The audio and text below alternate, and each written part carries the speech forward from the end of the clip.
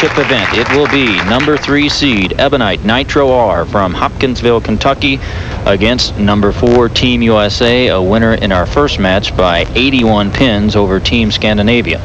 And Ebonite Nitro R will begin things on lane 29. Lonnie Wallachek to lead off. And the 2 and the 10, a very difficult spare. This, you're going to see some different styles in this particular match. And the team, Ebonite Nitro R, all the players like to hook the ball. So the oldest player on the team, as I mentioned earlier, is 25 years old. They got a couple of 24-year-olds, a 22 and a 23. And these guys all are talented. They all like to hook it a lot. And the spares are tough. This is one of the more difficult spares you can have. He's trying to slide the 2-pin into the 10. Tough way to start the match for Ebonite. An early open, the first frame for Ebonite Nitro are from Lonnie Wallachek, and Team USA will lead off as they did in our first match with Sam Lanto, and what a performance he gave us in that recent match, Earl. 5 strikes in his 6 frames. They were very impressive in their victory over Team Scandinavia, 607, 526. Here's Lanto in the first. Well, from the match, the previous match when they bowled Scandinavia, he was using a different type of bowling ball, playing a completely different angle out near the second arrow or between the first and second arrow. Now he's deep inside, so he's made some adjustments. Evidently, 5 out of 6 isn't good enough for Sam. He wants to get all 6 of them. Tough spare here. The 1, the 2, and the 4, and the idea is to get it on the left side of the head pin. He'll play down the center of the lane, try to have the ball hook left, take out all 3 pins with the ball. Got to be careful. And we have a pair of opens to begin our quarterfinal match. Wallachek in the first for Ebonite, Lanto in the first for Team USA. Now Billy Murphy. He'll field a 2nd and 7th frames for Ebonite Nitro R. Ebonite Nitro R won our Fort Worth event in early February to qualify for the Grand Championship. They were the number 1 seed down there, and they won that match 453, 354, 2 games. Now we go 3 games, Baker system. And Billy Murphy. Murphy, 24 years old. He and Wallachek, by the way, did not bowl in Fort Worth, Earl. They are replacing Klimpkin and Chris Barnes on this team because Klimpkin and Chris Barnes are on the other side of the ball return for Team USA. Well, as you mentioned last week in their opening match, that they have commitments to Team USA. They qualified with the Ebonite Nitro R team, but because of those commitments, they have to honor those, obviously, and here he is. A couple of pretty good guys off the bench, I would think. Wallachek and Murphy go to the bench and pick those 2 up. And it's a pretty good opportunity for them. They didn't even have to qualify, but yet here they are with a chance to be on the winning team in the World Team Challenge. Chris Barnes, 2nd frame, Team USA. Working off the open the first, and he'll go Brooklyn for the first strike of the match. Well, we got to look at Chris Barnes' style. The real high backswing, gets the head down low, gets well out. Generally, Chris wants to get the ball out in the lane a little farther than that. And he got this down very early, and that's why the ball rolls early and hooks early. Watch this style. This is a little unique here. Sean Swanson, 3rd frame, Ebonite Nitro R. Oh, and the 4 and the 10. Very tough spare, makeable. The idea is to slide the 4 into the 10. Have to hit about 1/4 of an inch of that 4 pin on the left-hand side of it.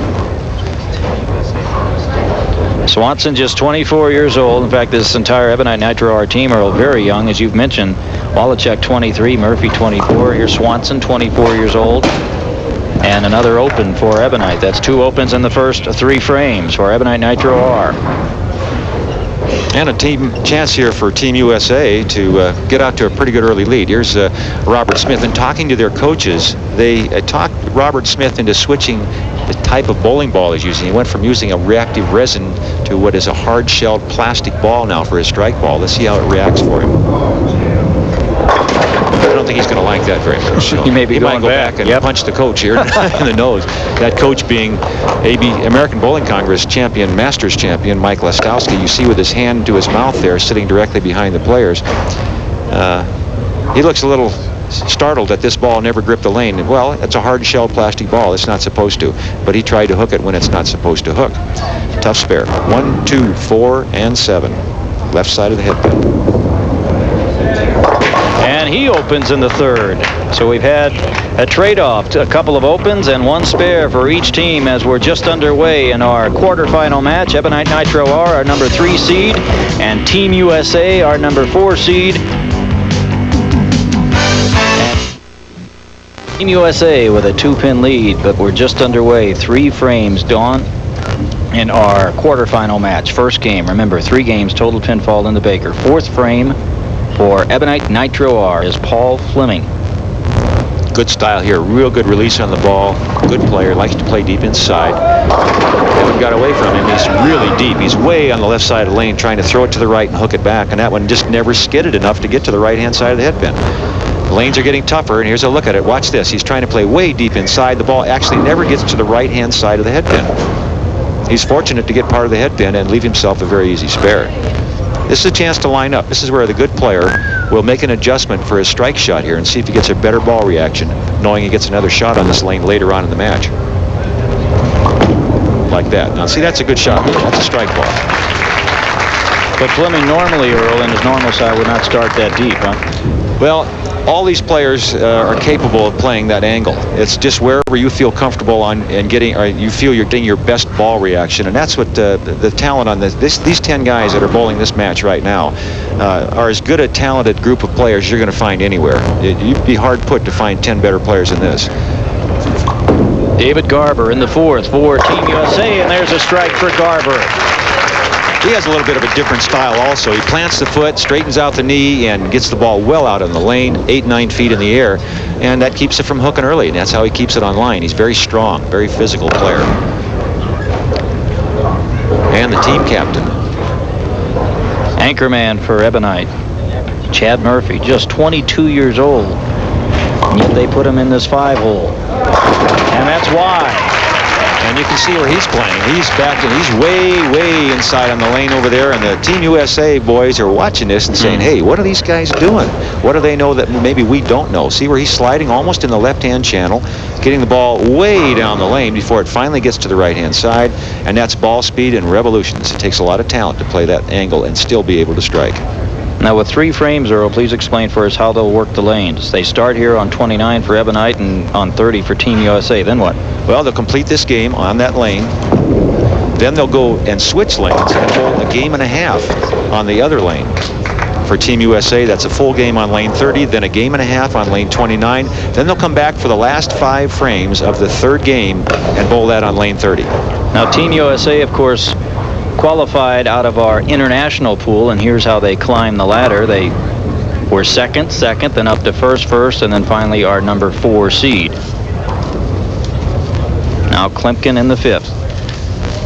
And the team that's the highest seed, which in this case Ebonite Nitro are number 3, they choose, as Klimpkin and open in the 5th, the higher seed chooses, Earl, which lane to start and thus finish on. Well, as these lanes start to hook more and more, and they will, this is a synthetic surface. We are using brand new Brunswick bowling pins here, so you're not going to get any lucky breaks where they're going to fall down because they're tired or something. You've got to hit them to knock them down, and the lane condition as it dries out is going to get more and more difficult. The edge here might be to the Ebonite team. They're coming on fresh thinking, hey, we lined up deep inside. We might be able to play this shot and get something going before Team USA makes the adjustment. But they're going to have to carry some strikes. And Ebonite Nitro are. They, of course, competed in our U.S. pool, and here's how they climbed. They started in 9th, then up to 6th, 4th, 2nd, and finally qualifying as our number 3 seed. Wallachek in the 6th, and he opens. A lot of mental errors here more than physical errors. The players are really outguessing each other. They expect the ball to hook, it doesn't hook. They don't expect it to hook, and it does hook. So some of it's a lane, some of it's ball reaction, some of it is just plain making mental errors. Lanto opened in the 1st frame for Team USA. Now Lanto in the 6th. And the 10. Well, what he's done is he's made a big move into the middle of the lane from where he was playing last week, and he switched bowling balls to something that goes much straighter. It's a much harder, smoother surface. He feels he can keep it in play there and hit the pocket, and that's really what this match is going to be all about. Who can get the ball in play, make their spares, and fill the frames.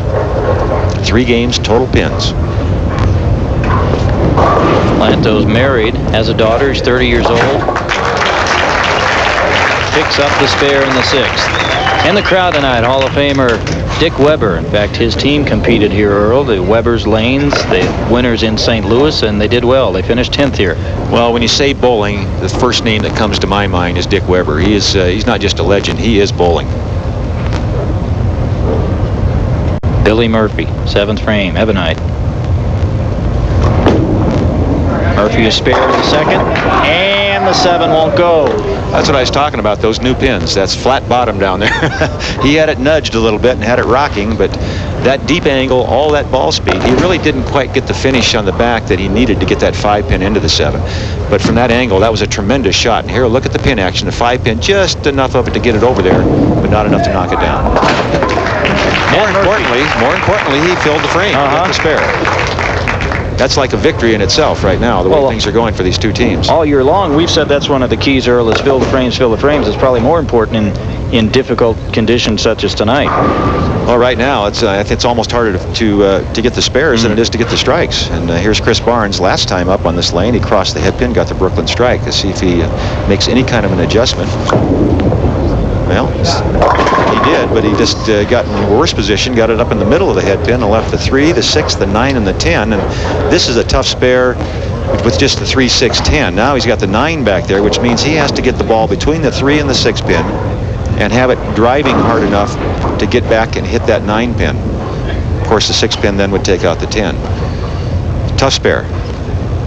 Cross lane. Generally, you play this cross lane and make the ball hook at the corner pins, where normally you don't want it to hook. This spare, you want the ball to finish. Barnes competed in the PBA Choice Hotels tournament this year in the spring and finished 4th. And a fine conversion in the 7th for Team USA and Chris Barnes. We're through 7 frames of our first game, 3-game total match, and Ebonite leads it by 2. We'll be right back. As members of the American Bowling Congress, these men receive valuable benefits. In sanctioned leagues, they know their games count, and standard rules help the fun along. Awards give them proper recognition. They get their shot at national competition, and they're helping our country's Team USA. When these members go bowling, they know being organized is more fun. Get in league with America. Join the ABC. Looking for more strikes and more bowling fun? Then look no further than Going for the Gold with Team USA coach Fred Borden. As today's top instructor, Coach Borden will show you ways to reach your full potential. Professional bowlers Mike Albee and Leila Wagner work with Coach Borden to show you the sure way to higher scores. This 12-lesson video is available for only $24.95.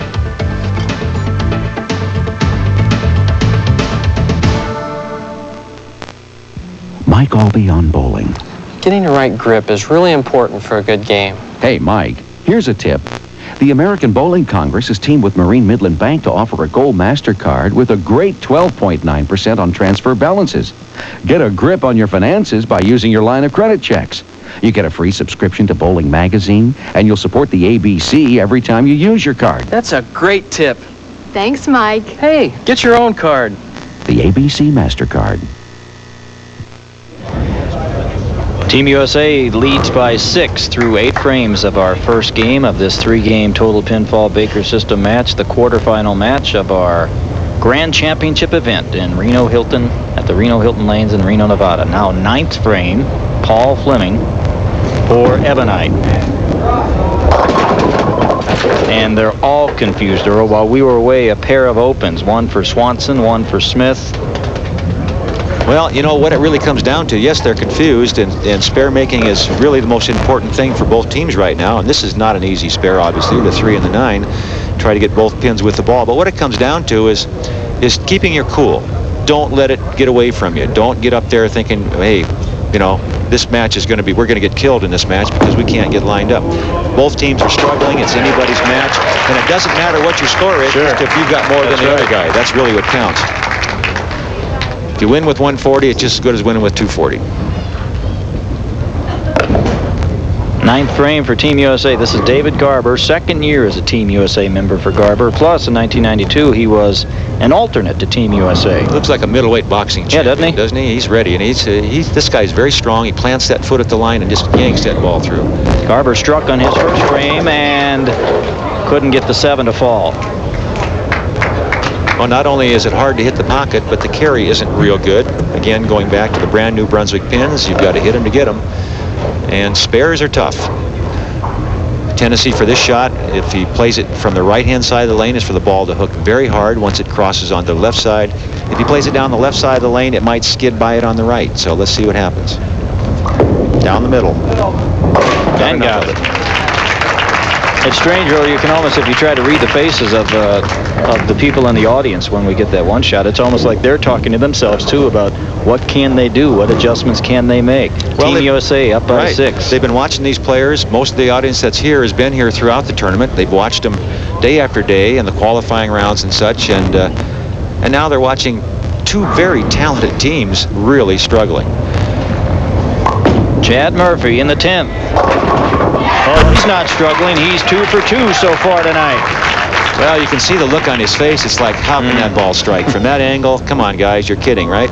But that's the only place he can get to the pocket, and that's what bowling's all about. The player that can find a way on a tough condition is going to be the winner. Right now, Chad's the only one that seems to have it.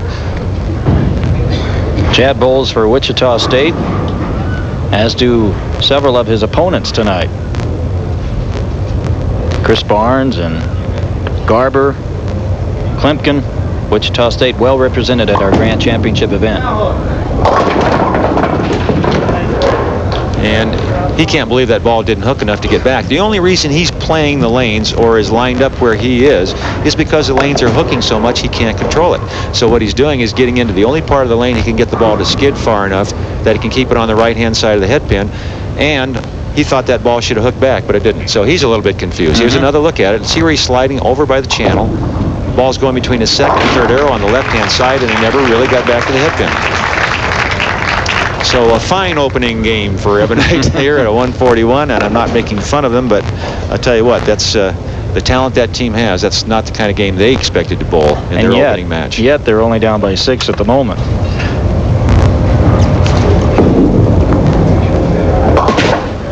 Never hooked. And an open in the 10th for Team USA. Our first game is over, and Ebonite Nitro R wins it by 7, 141-134.